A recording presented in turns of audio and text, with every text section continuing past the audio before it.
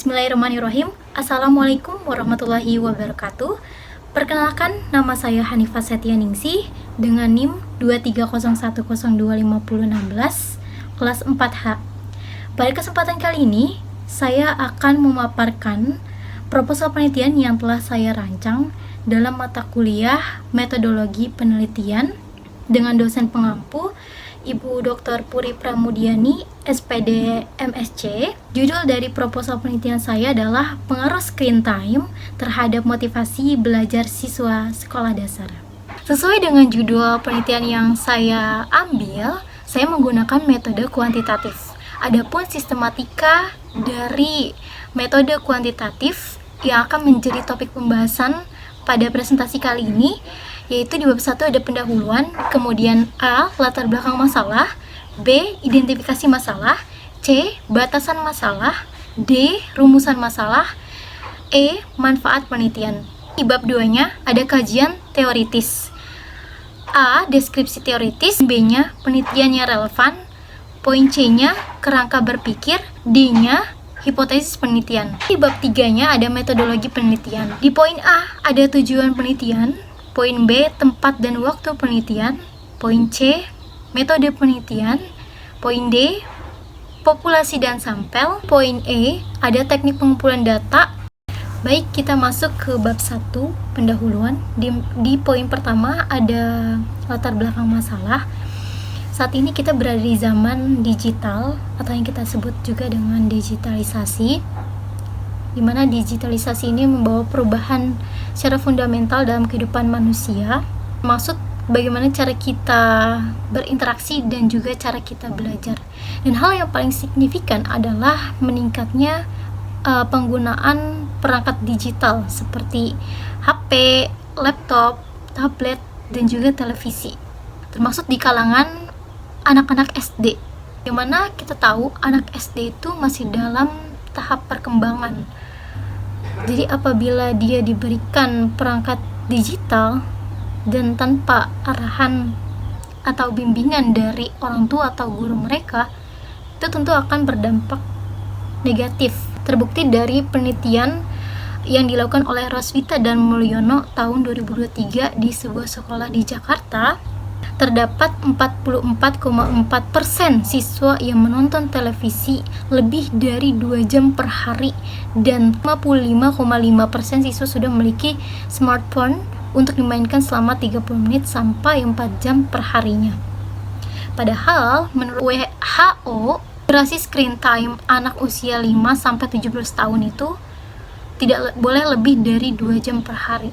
Nah, berarti kan di sini ada gap atau kesenjangan yang seharusnya siswa SD itu hanya diperbolehkan menggunakan screen time 2 jam per hari, tapi pada kenyataannya di lapangan itu justru melebihi dari panduan yang disarankan oleh WHO. Dengan adanya fenomena tersebut memunculkan kekhawatiran karena di usia siswa sekolah dasar yang masih dalam tahap perkembangan, jika diberikan gadget itu akan mempengaruhi perkembangannya dia gitu. Salah satunya motivasi dia dalam belajar. Dimana kita tahu bahwasannya motivasi itu akan mempengaruhi seseorang dalam melakukan segala hal. Salah satunya adalah dalam meraih impian, meraih tujuan yang sudah ditetapkan. Nah, kemudian ada satu penelitian yang saya baca bahwasannya gadget itu bisa loh kita gunakan sebagai media pembelajaran digital yang terbukti dapat meningkatkan motivasi belajar siswa. Tapi tentu hal itu bisa dilakukan dengan arahan dan juga bimbingan dari guru. Kemudian di penelitian lain menyebutkan dampak penggunaan screen time yang berlebihan bagi siswa sekolah dasar itu justru dapat berpengaruh negatif, terutama pada kinerja dan motivasi akademik siswa sekolah dasar. Kemudian dari sisi kesehatan juga itu sangat tidak baik gitu, karena dapat menyebabkan obesitas, penurunan aktivitas fisik, dan penurunan prestasi akademik. Kemudian juga akan mengganggu psikososial mereka, gangguan tidur mereka, dan kesulitan konsentrasi dalam pembelajaran. Jadi di satu sisi sebenarnya penggunaan screen time itu dapat bermanfaat gitu ya, dapat meningkatkan motivasi belajar siswa. Tapi di satu sisi penggunaan screen time ini juga dapat berdampak negatif bagi siswa, terutama dalam motivasi belajarnya. Untuk itu peneliti tertarik untuk mengetahui bagaimana sih durasi dan jenis penggunaan screen time pada siswa sekolah dasar itu dapat mempengaruhi tingkat motivasi belajar mereka. Kemudian kita masuk ke identifikasi masalah. Berdasarkan latar belakang yang sudah dipaparkan, ada sebuah problem di sini, ada sebuah gap kesenjangan yang mana terjadi peningkatan durasi penggunaan screen time di kalangan siswa sekolah dasar untuk tujuan non-akademik, untuk bermain games atau menonton video-video yang tidak mengedukasi. Hal ini melebihi batas usia panduan yang disarankan oleh WHO, yaitu 2 jam per hari. Hal ini dapat berpengaruh pada perkembangan mereka, terutama pada motivasi belajar siswa sekolah dasar. Kemudian di sini ada batasan masalah penelitian. Jadi penelitian ini dilakukan hanya pada kelas tinggi SD, yaitu kelas 4, 5, dan 6 di satu sekolah di Jakarta Timur.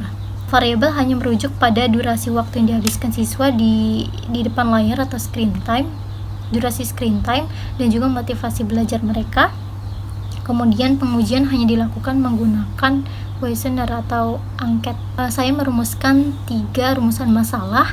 Yang pertama, apakah terdapat pengaruh yang signifikan antara screen time terhadap motivasi belajar siswa sekolah dasar? Rumusan masalah yang kedua, seberapa besar kontribusi screen time dalam mempengaruhi motivasi belajar siswa sekolah dasar?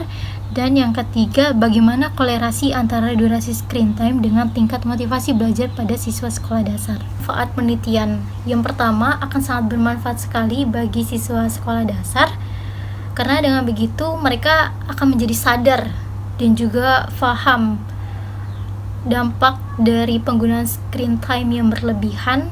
Itu akan sangat berpengaruh sekali dengan motivasi belajar mereka, bagi orang tua dan juga guru. Ini akan memberikan mereka pemahaman dan mereka akan lebih care lagi, aware lagi dengan anak-anak mereka. Kemudian mereka akan memberikan batasan dan juga pengawasan dan juga bimbingan kepada anak-anak mereka dalam penggunaan screen time. Ketiga, untuk penelitian lebih lanjut, dan ini tentu punya batasan, yang kemudian batasan itu bisa dilanjutkan oleh penelitian lebih lanjut jika ingin meneliti terkait dengan motivasi belajar dan juga screen time. Dan hasil dari penelitian ini akan bisa dijadikan referensi yang mendukung. Di bab 2 ada kajian teoritis. Yang di poin pertama ada deskripsi teoritis. Di sini saya menggunakan 3 teori dari ahli ya, 3 pendapat ahli. Yang pertama itu ada teori kognitif sosial Albert Bandura yang menjelaskan bagaimana siswa mengimitasi perilaku dari apa yang mereka lihat di layar yang dapat mempengaruhi minat dan motivasi mereka terhadap belajar. Jadi siswa itu masih tahap perkembangan gitu, masih tahap untuk belajar. Jadi apa yang mereka lihat di sekeliling mereka, terutama dalam gadget yang mereka lihat, mereka akan cenderung untuk mengikuti. Kemudian teori kebutuhan dasar psikologis yang menjelaskan bahwa untuk menumbuhkan motivasi intrinsik siswa terdapat 3 kebutuhan psikologis, yaitu anatomi, kompetensi, dan keterhubungan.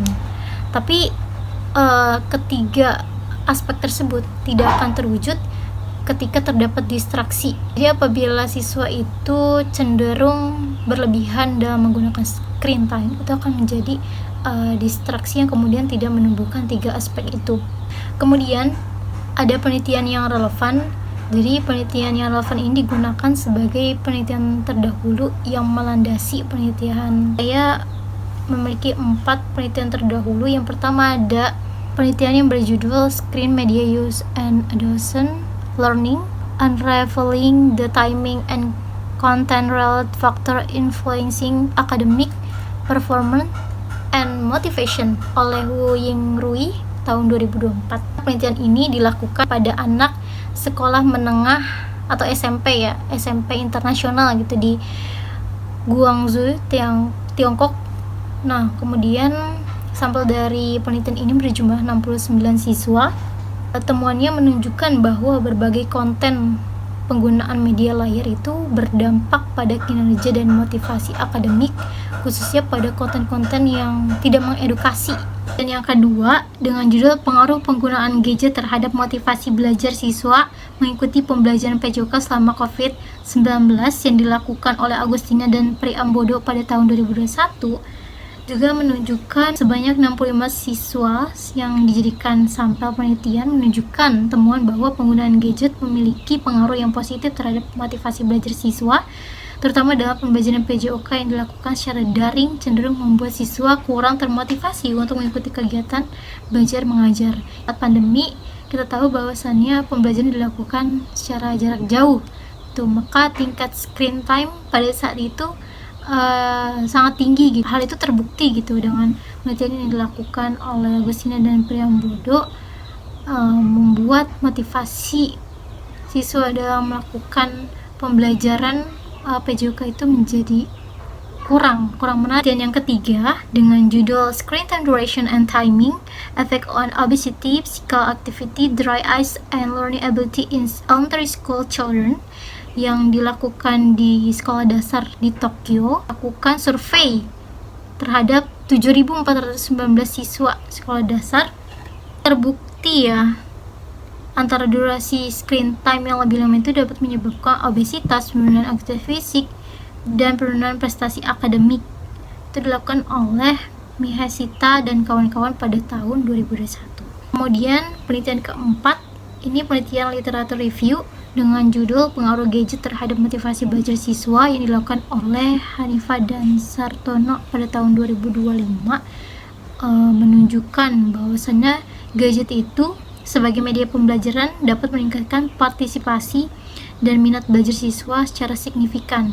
Namun, penggunaannya yang berlebihan untuk aktivitas pembelajaran yang tidak mengedukasi seperti main game, media sosial, itu dapat menyebabkan gangguan psikososial termaksud kesulitan bersosialisasi, penurunan motivasi belajar, serta gangguan kesehatan seperti masalah tidur dan konsentrasi. Maka berpikir, setelah kita mendalami beberapa teori untuk penelitian ini, maka kita dapati di sini ada dua variabel, yaitu ada screen time dan juga motivasi belajar. Screen time menjadi variabel bebas dalam penelitian ini atau variabel X, yang variabel yang mempengaruhi variabel terikat, di mana screen time akan mempengaruhi motivasi belajar, dan kemudian motivasi belajar menjadi variabel terikatnya atau variabel Y-nya, karena dia variabel yang akan dipengaruhi oleh variabel bebasnya gitu. Nah, kemudian di sini ada bagan di mana screen time ini yang mempengaruhi itu kan akan menunjukkan mekanisme pengaruh. Dia jadi lamanya durasi penggunaan screen time ini akan berpengaruh buruk gitu, yang sudah dijelaskan dari penelitian-penelitian sebelumnya. Teori pun juga itu ya, misalnya pengalihan waktu dan penurunan konsentrasi siswa itu akan berpengaruh pada tinggi rendahnya motivasi belajar. Itu akan dipengaruhi oleh seberapa lama durasi penggunaan screen time pada siswa sekolah dasar. Kemudian selanjutnya ada hipotesis penelitian. Sesuai dengan rumusan masalahnya, di sini saya merumuskan hipotesis penelitiannya ada 3. Yang pertama ada pengaruh signifikan screen time terhadap motivasi belajar. H alternatifnya atau H satunya itu terdapat pengaruh negatif yang signifikan antara durasi penggunaan screen time dengan tingkat motivasi belajar siswa sekolah dasar gitu. Keduanya, kontribusi screen time dalam mempengaruhi motivasi belajar. Dimana H alternatifnya durasi screen time memberikan kontribusi negatif yang signifikan terhadap variabilitas motivasi belajar siswa sekolah dasar. Ketiganya, kolerasi antara durasi screen time dan tingkat motivasi belajar, yaitu terdapat kolerasi negatif yang kuat antara durasi screen time dengan tingkat motivasi belajar siswa sekolah dasar. Bab 3 ada metodologi penelitian. Nah, yang pertama ada tujuan penelitian. Jadi tujuan penelitian ini adalah untuk mengetahui apakah terdapat pengaruh antara penggunaan screen time terhadap motivasi belajar siswa sekolah dasar. Kemudian tempat dan waktu penelitian. Tempatnya akan dilakukan di SDN Cibubur 01 pagi. Itu letaknya ada di Jalan Masjid Fathul Gofur RT 2 RW 4 Kota Jakarta Timur. Untuk waktunya akan dilakukan di bulan Juli semester 1 tahun ajaran 2025-2026. Ini C ada metode penelitian sesuai dengan judul, yaitu pengaruh screen time terhadap motivasi belajar siswa sekolah dasar. Maka pendekatan yang digunakan yaitu pendekatan kuantitatif dengan desain korelasional. Kemudian di sini ada populasi dan sampel, di mana populasi itu mencangkup seluruh siswa kelas tinggi, yaitu kelas 4, 5, dan juga 6 di SDN Cibubur 01 Jakarta Timur. Itu jumlahnya 75 siswa. Kemudian sampelnya perwakilan di setiap kelas menggunakan sistem random sampling, maka didapatkan total sampelnya itu 62 siswa. Kemudian teknik pengambilan sampel itu menggunakan probability sampling dengan teknik simple random sampling. Dan sampelnya itu yang sudah dijelaskan, populasi itu kan ada 75 siswa di kelas tinggi, yaitu kelas 4, 5, dan 6. Nah, di sini saya menggunakan tingkat kesalahan 5% atau setara dengan 0,05, maka jumlah sampelnya itu 62 siswa. Argumen variabel terikat atau motivasi belajar ya. Definisi konseptualnya, jadi motivasi belajar itu merupakan kekuatan yang menjadi pendorong bagi siswa untuk mendayagunakan potensi yang dimilikinya untuk mencapai tujuan belajar.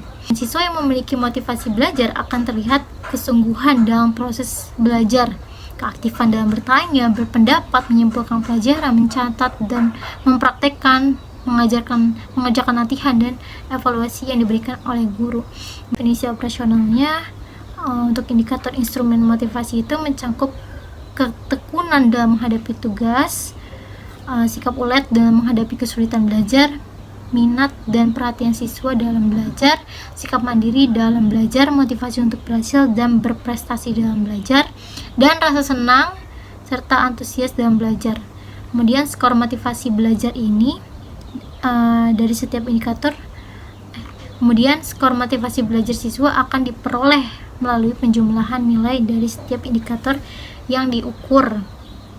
Nah, adapun jenis instrumen yang digunakan untuk mengukur tingkat motivasi belajar siswa sekolah dasar itu menggunakan angket skala Likert. Instrumen variabel bebas yaitu screen time.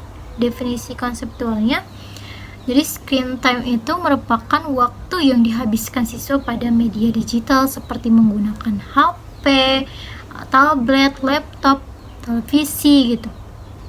Nah, perangkat elektronik ini digunakan oleh siswa untuk aktivitas lebih banyak digunakan untuk aktivitas hiburan dan interaksi sosial. Kemudian definisi operasionalnya, tingkat screen time siswa sekolah dasar secara operasional akan diukur berdasarkan jumlah jam atau durasi waktu rata-rata harian atau mingguan yang dihabiskan siswa untuk menggunakan perangkat berlayar digital. Ukuran ini akan meliputi berbagai jenis perangkat dan aktivitas yang dapat dikelompokkan atau dihitung totalnya.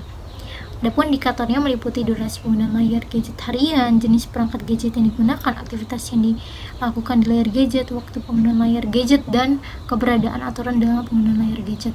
Kemudian instrumen yang digunakan yaitu angket pertanyaan. Nah, berikut adalah instrumen yang sudah saya buat.